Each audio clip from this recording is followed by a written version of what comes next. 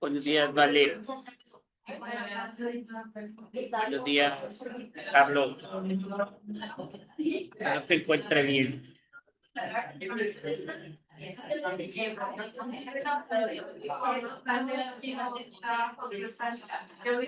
Hola, profe, buenos días.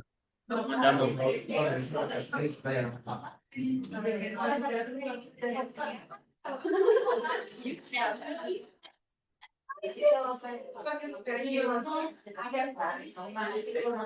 ¿Cómo está, Mitsahaya? Buenos días, Vale.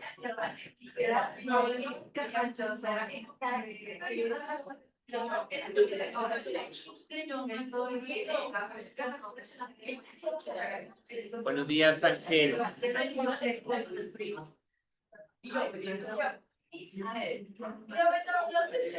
Buenos días, profe. Mandamos. Todo bien, todo bien. Aquí en el trabajo. Que bueno, me da gusto que esté por aquí de nuevo. Muy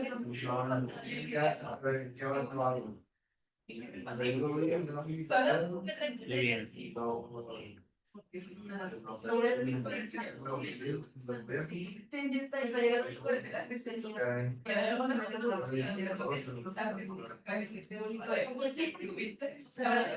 Bueno, jóvenes, vamos a guardar silencio. Vamos a lo que son las entrevistas.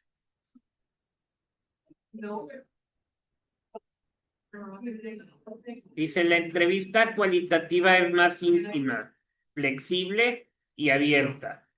Esta se define como una reunión para conversar e intercambiar información entre una persona, o sea, el entrevistador y otra, el entrevistado u otras entrevistados. En el último caso, podría ser tal vez una pareja o un grupo pequeño como una familia. Claro está que se puede entrevistar a cada miembro del grupo individualmente o en conjunto. Esto sin intentar llevar a cabo una dinámica grupal. Lo que sería un grupo de enfoque en la entrevista a través de las preguntas y respuestas, pues se logra una comunicación y la construcción conjunta de significados respecto a un tema. Las entrevistas se dividen en estructuradas, semiestructuradas o no estructuradas o abiertas. En las primeras o entrevistas estructuradas, el entrevistador realiza su labor con base en una guía de preguntas específicas y se sujeta exclusivamente a esta, o sea, el instrumento. ¿Cómo está, Nelson? Buenos días. Prescribe qué cuestiones se preguntarán y en qué orden. Las entrevistas semiestructuradas se basan en una guía de asuntos o preguntas y el entrevistador tiene la libertad de introducir preguntas adicionales para precisar conceptos u obtener mayor información sobre los temas deseados. Es decir, No todas las preguntas están predeterminadas. Las entrevistas abiertas se fundamentan en una guía general de contenido y el entrevistador posee toda la flexibilidad para manejarla. Él o ella es quien maneja el ritmo, la estructura y lo que viene siendo el contenido.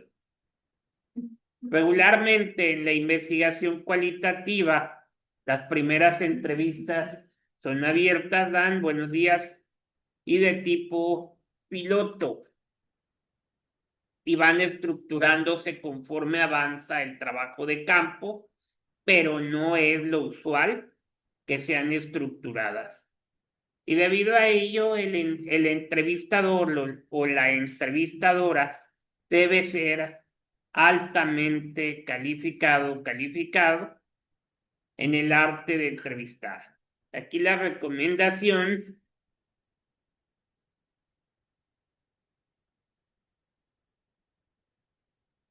es que sea el propio investigador quien la realice. Aquí se sugiere que las entrevistas cualitativas sean abiertas, sin categorías preestablecidas, de tal forma que los participantes expresen de la mejor manera sus experiencias y sin ser influidos por la perspectiva del investigador o por los resultados de otros estudios. Y asimismo señala las categorías de respuesta, las generan los mismos entrevistados y al final cada quien de acuerdo con las necesidades que plantee el estudio, pues tomará sus decisiones. Por eso les digo que en todas las entrevistas también van a ser respuestas muy cambiantes, al menos que sea preguntas, como dicen, cerradas de contestar sí y no. Pero en las abiertas o en otro tipo de preguntas, ahí es donde va a causar mucho conflicto la decisión o la manera de pensar de ciertas personas. El entrenamiento que se sugiere como indispensable para quien efectúe entrevistas cualitativas consiste en técnicas de entrevista, en lo que es el manejo de emociones, comunicación verbal y no verbal, así como programación neurolingüística. Las entrevistas como herramienta para recolectar datos cualitativos se emplean cuando el problema de estudio no se puede observar o es muy difícil hacerlo por ética o complejidad. Y luego ya vamos a ver lo que es las sesiones en profundidad o grupos de enfoque. Un método de recolección de datos cuya popularidad ha crecido son los grupos de enfoque, que en inglés se llama focus groups. Algunos autores los consideran como una especie de entrevistas grupales, las cuales consisten en reuniones de grupos pequeños o medianos. Esto va de 3 a 10 personas, en los cuales los participantes conversan en torno a uno o varios temas en un ambiente relajado e informal y bajo la conducción de un especialista en dinámicas grupales. Más allá de hacer la misma pregunta a varios participantes, pues su objetivo sería generar y analizar la interacción entre ellos. En cuanto al tamaño del grupo, se sugiere de 3 a 5 personas cuando se expresan emociones profundas o temas complejos y de 6 a 10 participantes si las cuestiones a tratar versan sobre asuntos más cotidianos. Aunque las sesiones no deben excederse de un número manejable de individuos. Aquí el formato y la naturaleza de la sesión o de las sesiones depende del objetivo y de las características de los participantes y del planteamiento del problema. En un estudio de esta naturaleza es posible tener un grupo con una sesión única, o sea, varios grupos que participen en una sesión y cada uno. Un grupo que participe en dos,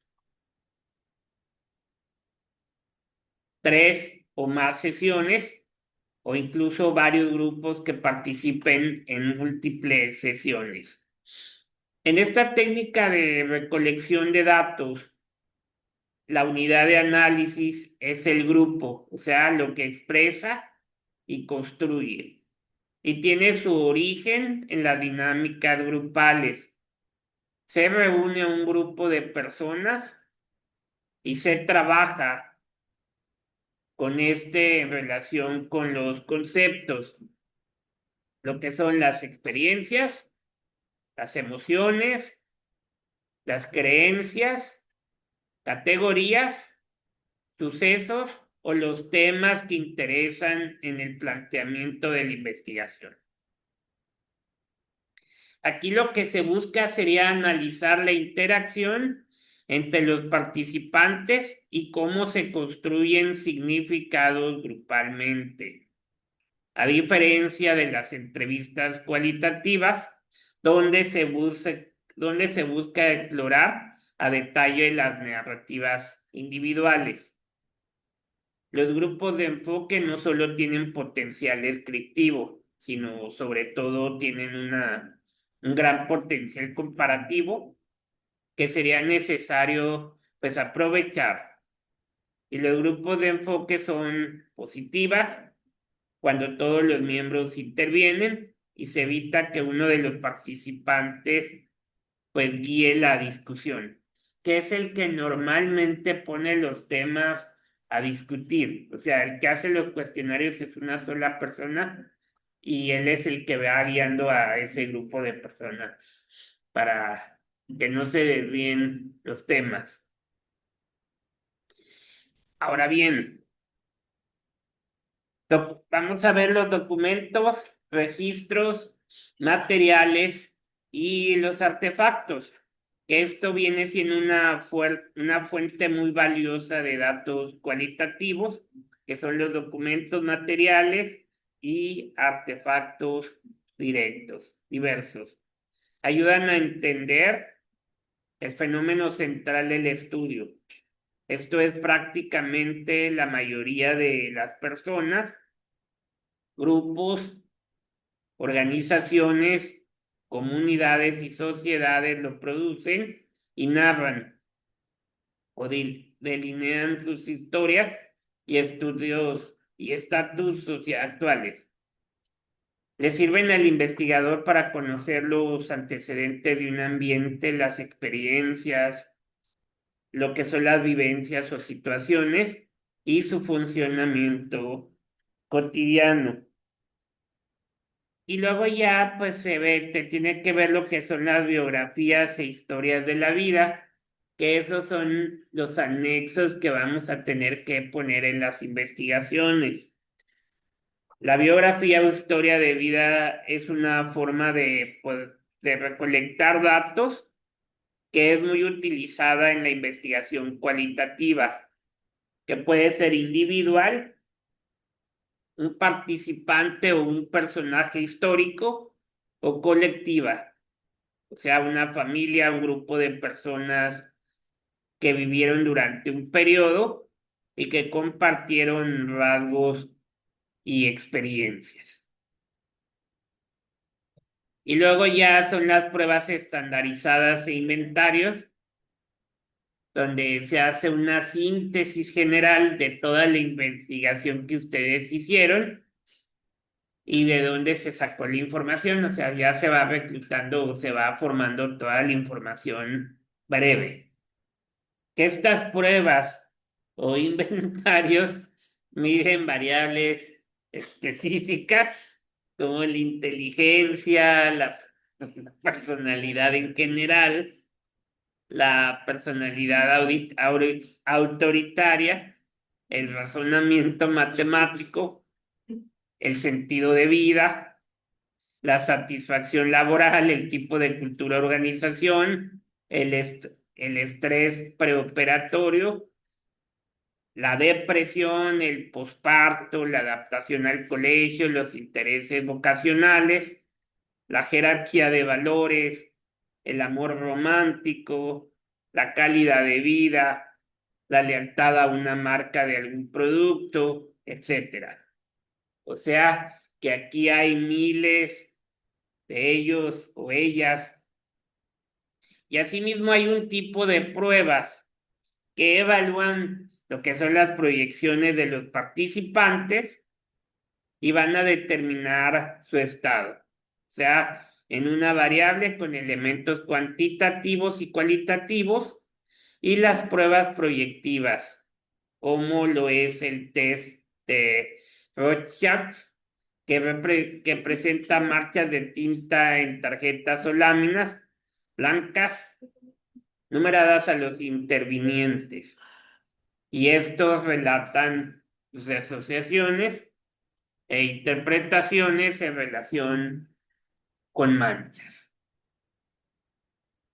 Y luego ya los datos secundarios, que es todos los datos recolectados por otros investigadores.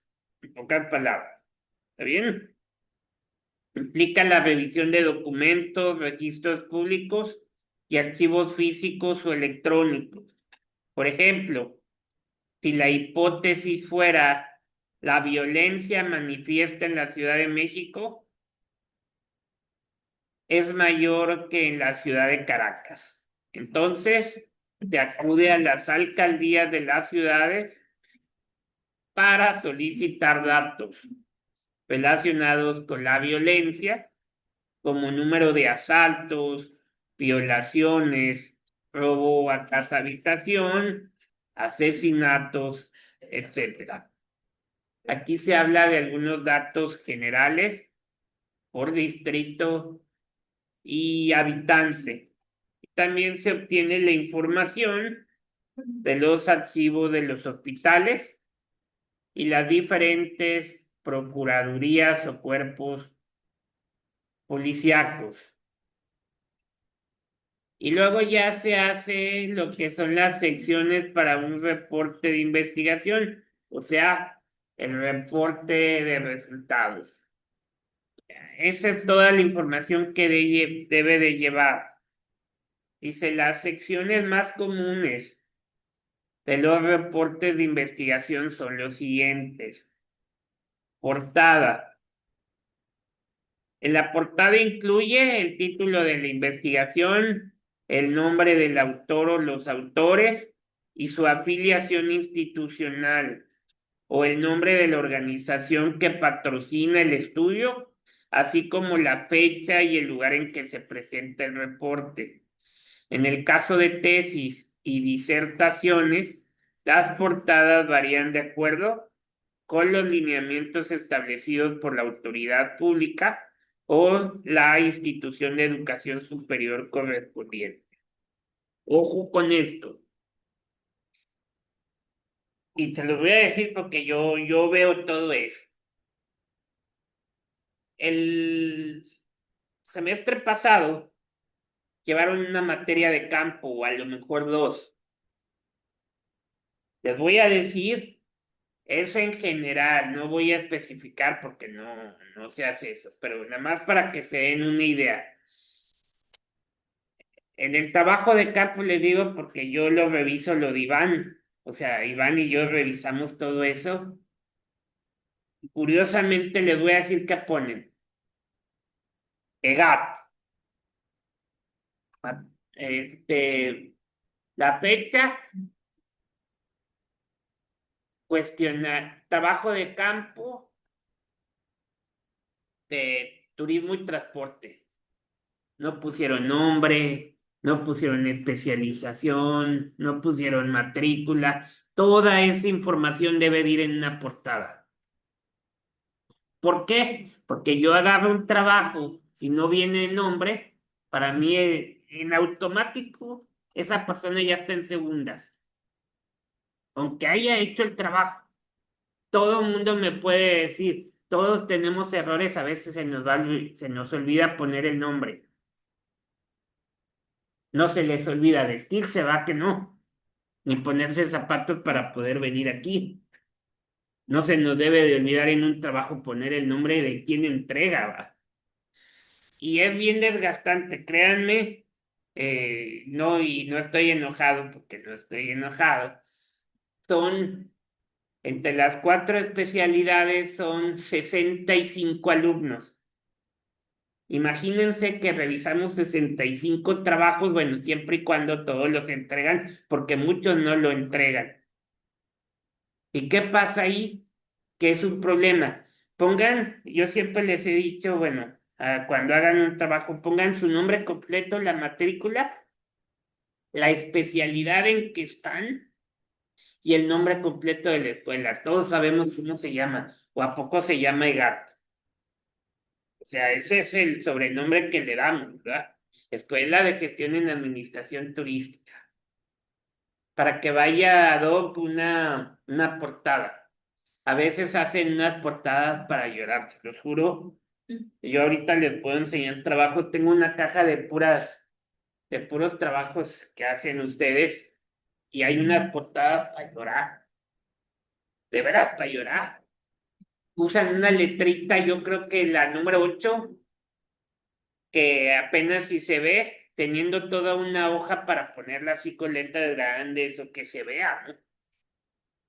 Esos trabajos de investigación, bueno, no son, bueno, son trabajos de investigación, pero se le llama trabajo de campo. Deben entregarlos, pues, una fregonería, es un examen finalmente. Pero bueno, cada quien sabe cómo trabaja, ¿verdad?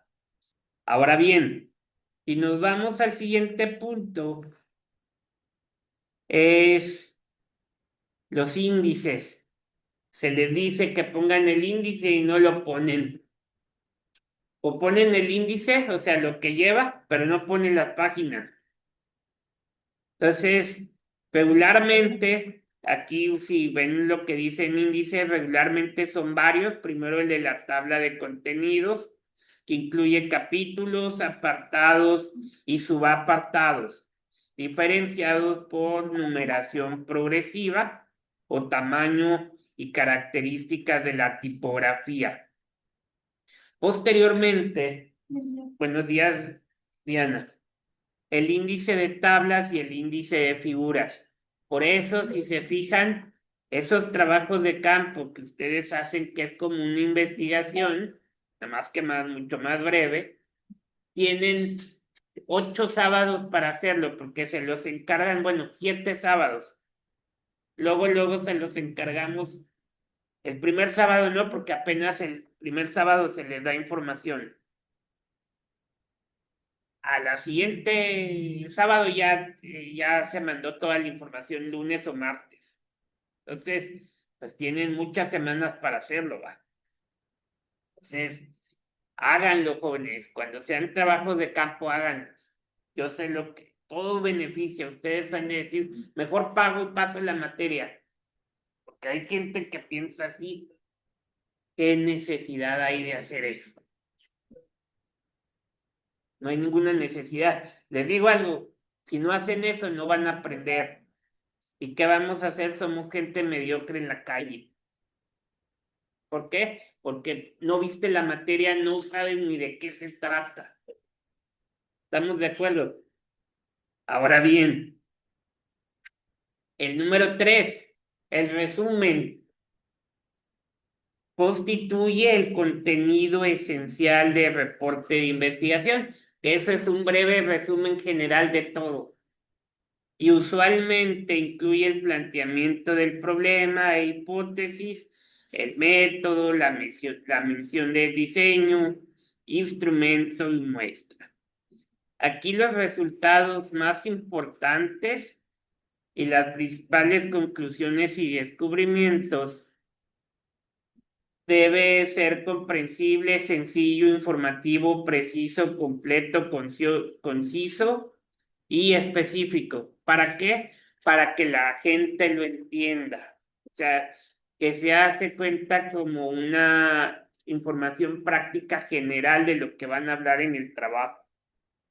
Eso es lo que se debe de hacer ahí. y no necesariamente tienen que utilizar 5 hojas. En una hoja lo pueden hacer, 2 hojas, y es exagerado. Ahora bien, el cuerpo del documento, introducción, incluye los antecedentes de manera concreta y específica, el planteamiento del problema, objetivos y preguntas de investigación, así como la justificación del estudio, el contexto de la investigación, cómo, cuándo y dónde se realizó, las variables y los términos de la investigación. Buenos días, Adareli. Lo mismo que las limitaciones de esta. Algunas preguntas recomendadas para poder elaborar la introducción son: ¿qué descubrió o probó la investigación? ¿Qué clase de problemas se trabajó? ¿Cómo se trabajó? ¿Y por qué se trabajó de cierta manera? ¿Qué motivó el estudio? ¿Por qué se escribe el reporte? ¿Y qué debe saber o entender el lector al terminar de leer el reporte? Ahora bien, y luego se ve lo que es la revisión de la literatura, o sea, lo que viene siendo el marco teórico. En esta incluyen y comentan las teorías que se manejaron y los estudios previos que fueron relacionados con el planteamiento. Se hace un sumario de los temas y hallazgos más importantes en el pasado y se señala como la investigación amplia, la literatura actual. Finalmente, tal revisión debe responder la pregunta: ¿dónde estamos ubicados actualmente? Y en cuanto al conocimiento referente a nuestras preguntas y objetivos. Y luego ya viene lo que es el método. Esta parte del reporte describe cómo se fue llevada a cabo la investigación e incluye lo que son los enfoques cuantitativo, cualitativo o mixto. El contexto de la investigación, o sea, lugar y sitio y tiempo, así como los accesos y los permisos. Y luego los casos, universo y muestra, o sea, el tipo, procedencia, edades, género, o aquellas características que sean relevantes de los casos, como son la descripción del universo y la muestra, y procedimiento de selección de la muestra. Y luego tenemos que explicar lo que es el diseño utilizado, ya sea si es experimental o no experimental, diseño específico, así como intervenciones si es que se utilizaron. Y luego el procedimiento de cómo hacer algo. En un resumen de cada paso en el desarrollo de la investigación, por ejemplo, en un experimento, se describe la manera de asignar los participantes a los grupos, las instrucciones, los materiales, las manipulaciones experimentales y cómo transcurrió el experimento. En una encuesta se refiere cómo se contactó a los participantes y se realizaron las entrevistas. Y en este rubro se incluyen pues cuáles fueron los problemas que nos enfrentamos y la forma en que se fueron resolviendo cada uno de esos problemas. Y luego viene siendo una descripción detallada de los procesos de recolección de los datos y qué se hizo con los datos pues una vez obtenidos.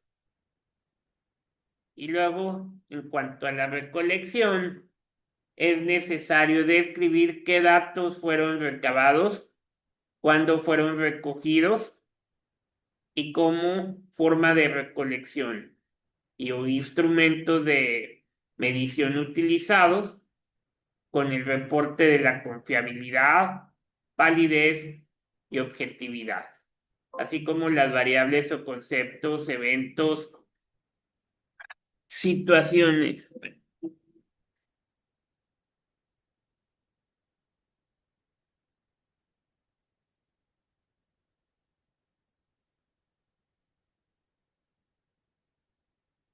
y categorías. Y luego están los resultados, que estos son producto del análisis de los datos, o sea, el resumen, el tratamiento estadístico que se dio a los datos. Y regularmente el orden es, primero, inciso A, análisis descriptivo de los datos, inciso B, análisis interferenciales para responder a las preguntas y o probar hipótesis en el mismo orden en que fueron formuladas las hipótesis o las variables. Y es importante destacar que en este apartado no se incluyen conclusiones ni sugerencias, así como tampoco se explican las implicaciones de la investigación, y esto se hace en el siguiente apartado. En el apartado de los resultados, aquí el investigador se limita a describir sus hallazgos, y una manera útil de hacerlo es mediante tablas, cuadros, gráficas, dibujos, diagramas, mapas y figuras generados por el análisis, que viene siendo elementos que sirven para organizar los datos y de tal manera que el usuario o lector los pueda leer y decir, me queda claro que esto se vincula con aquello. Con esta variable ocurre tal cuestión y cada uno de los elementos pues debe de ir numerado y con el título que lo identifica.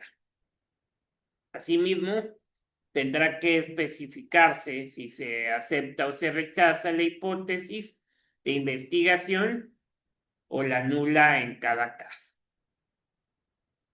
Y luego viene una pequeña discusión donde vienen conclusiones, recomendaciones e implicaciones. En esta parte, inciso A, derivan conclusiones, el inciso B explicitan recomendaciones para otros estudios, por ejemplo, sugerir nuevas preguntas, muestras, instrumentos, líneas de investigación, etcétera, y aparte se indica lo que sigue y lo que debe hacerse. El inciso C generalizan los resultados a la población. En el inciso D, pues evaluar las implicaciones de estudio. En el inciso E, establece la manera como se respondieron las preguntas de investigación, así como si se cumplieron o no los objetivos. Y luego en el inciso F, relacionan los resultados con los estudios existentes, o sea, vincular con el marco teórico y señalar si los resultados coinciden o no con la literatura previa, en que sí y en que no. El inciso G reconoce las limitaciones de la investigación. El inciso H destaca la importancia y significado de todo el estudio y la forma como se relaciona al conocimiento disponible. Inciso I explican los resultados inesperados. Inciso J, cuando no se probaron la hipótesis, es necesario pues señalar al menos pues especular sobre las razones. Y al elaborar las conclusiones es aconsejable verificar que estén los puntos necesarios. Y recordar que no se trata de repetir los resultados, sino de resumir los más importantes. Desde luego, las conclusiones deben ser congruentes con los datos, la adecuación de estas respecto de la generalización de los resultados deberá evaluarse en términos de aplicabilidad a diferentes muestras y poblaciones.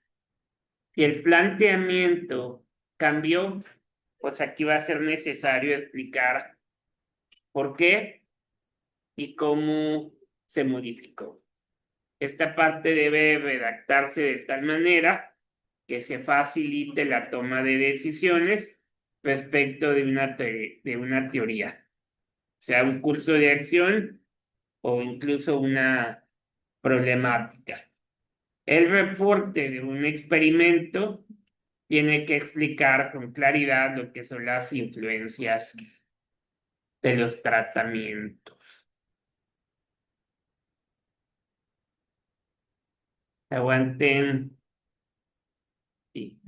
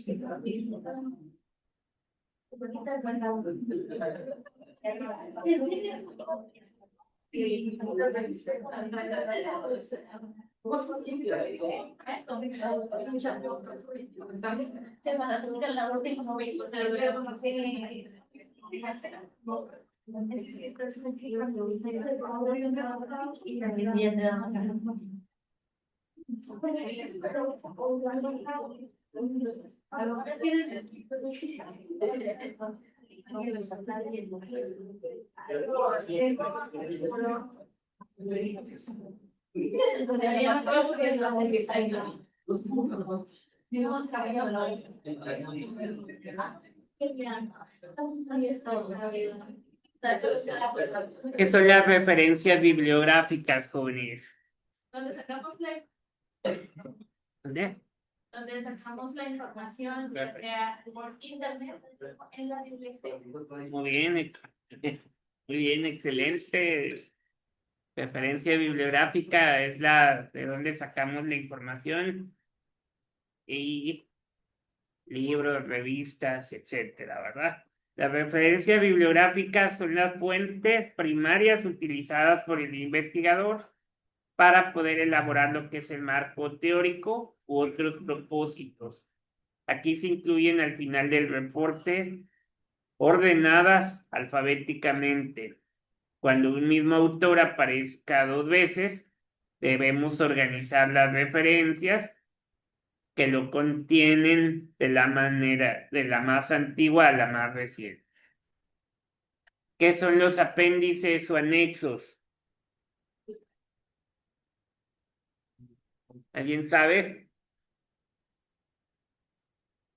Dan. Apéndice, ¿verdad? Ahí. El anexo donde llevaron mi primo. ¿De? El anexo donde llevaron mi primo. Los anexos, ¿qué son? Informaciones extras que luego sacan o que sacamos los investigadores para anexar a la investigación. Son como las gráficas y las máquinas pueden dar un poco más de información. Así es, Complementar. para que no sea aburrido y puedan meter más información, es correcto. Resultan útiles para describir con mayor profundidad ciertos materiales sin distraer la lectura del texto principal del reporte o evitar que rompan con el formato de este. Algunos ejemplos de apéndices serían el cuestionario utilizado, un nuevo programa computacional, análisis estadístico adicionales, el desarrollo de una fórmula complicada, fotografías, etc. Aquí cabe destacar que reportes para publicarse como los artículos de una revista científica se desarrollan todos los elementos de manera muy concisa o resumida. En todo momento debe buscarse claridad, precisión y explicaciones directas, así como eliminar argumentos innecesarios y redundancia no justificada. En el lenguaje se debe ser muy cuidadosos y sensibles, no utilizar términos despectivos, refiriéndose a personas con capacidades distintas, grupos étnicos diferentes al nuestro, etcétera. Ahora bien, falta menos del minuto, nos va a sacar de la reunión, ahorita se vuelven a conectar, jóvenes.